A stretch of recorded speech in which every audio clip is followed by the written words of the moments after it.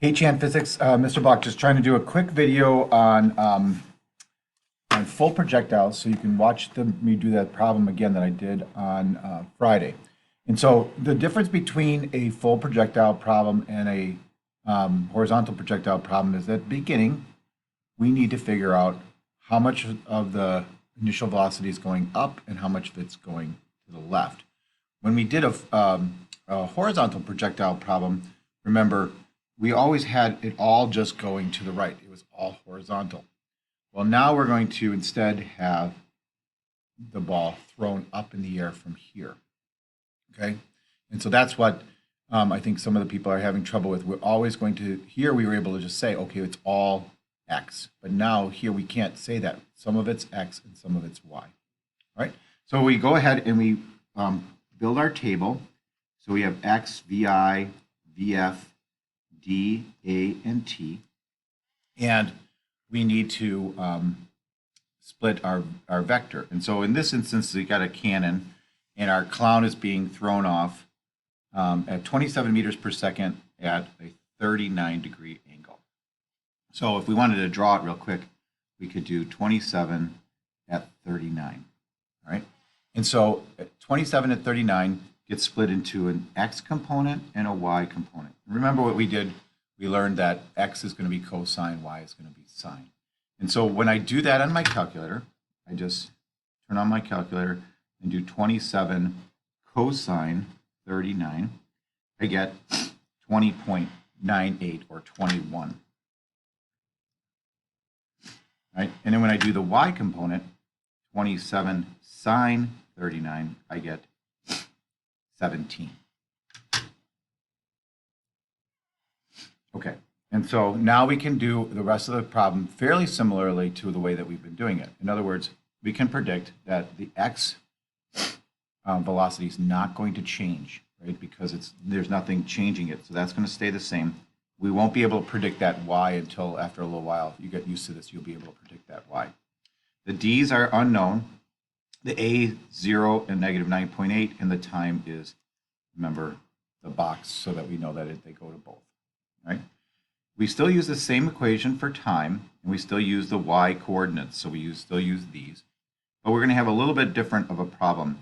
If we write down the equation D equals VIT plus 1/2 AT squared. All right, and then when we get there, remember we're going to be launching our clown here, and it's going to land here. And so what we want to do is we want to say, okay, in the Y direction, when it lands, where is it going to be? Is it going to be in a positive place up here, but then when it comes back down, it's back where it started again. So the reality is that when the clown lands, it's traveled a total of 0 distance in the Y direction. And so we can set D for 0 equals, now remember we're going to use the Y velocity, 17 times T, plus 1/2 times negative 9.8 times T squared. All right, simplifying that a little bit, we get 0 equals 17t plus negative 4.9 times t squared. All right, now this is a little bit different, right? We've got a t here. This used to go away. And so what we have to do is we have to use some of our algebra skills. We have to factor out a t. So we take a t from this term and a t from this term. We get t times 17 minus 4.9. And there's still 1 t left there. Okay. Now what algebra tells us to do then is when we've got this and it's equal to 0, well, now we can set each term to 0. So t equals 0 is one term. And the other term is 0 equals 17 minus 4.9 t. All right, t is already solved for at 0. And so we need to solve here for t. How do we do that? Well, we subtract 17 from both sides, and we'll get negative 17 equals negative 4.9t, and then we'll divide by negative 4.9. So the bottom line is we get negative 17 divided by negative 4.9 equals t. And that 17 divided by 4.9 is 3.47. Okay. We'll take a break real quick. How do we interpret 2 answers to the time? Remember we said that it was when the clown was at the 0 mark in the Y direction. So here The clown is at the 0 mark at time equals 0 because he hasn't been launched yet. And then at 3.47 seconds, the clown has come and it's landed here and back at 0 in the y direction. So that makes sense. Both of these times make sense. All right.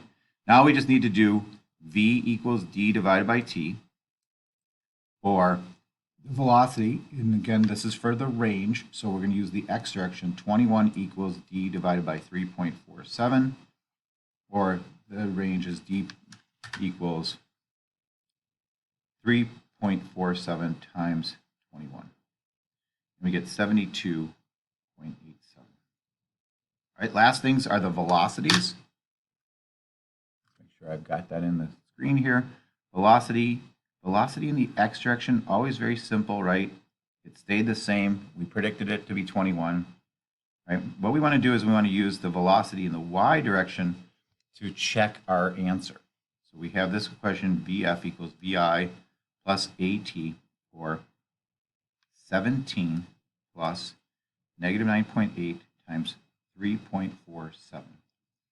If we put that into our calculator, 17 plus 9.8, no, let's just do it, I'm sorry, 17 minus 9.8 times 3.47, we get negative